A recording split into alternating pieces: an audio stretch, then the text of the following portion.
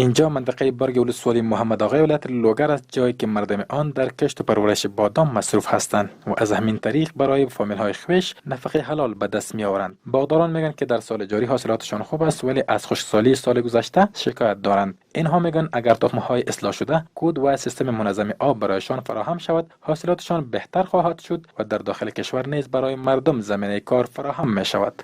او د بادام اصل به پخوا کم هر رقم بادام به تربیه شوي نه و بیکاره بادام به هغه به من په 200 داسې ارزانه بادام به اوس خلکو تربیه کړي دي، نو 6 رقم او رقم بادام دي چې اوس ډېر ښه قیمتونه لري. د اسلامي امارت له راتګ سره د موږ دغه د وچې میوې بازارونه ښه شوي دي، ځکه په دې دلیل باندې ښه شوي چې د موږ د وچې میوې بازارونه مثال دغه بادام دي، دا هند ته داسې نورو هېوادو ته وړل کېږي.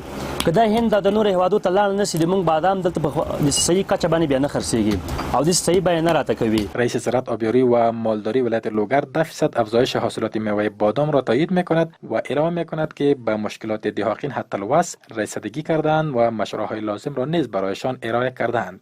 لوگر ولایت که میوه‌جاتش که بادام هم دي سیلی لله الحمد موږ د لوگر ولایت با صحاتو کې هغه ډیر حاصلات لري. نمونه دي لوگر ولایت د مدغی ولسوالۍ برګ ساحه ده، همدا رقم د خوخي باید صحي دي او د سرخ ولسوالۍ باید صحي دي چې په دې کې بادام کېږي او سکري دغه حاصلات الحمدلله ډیر ښه دي.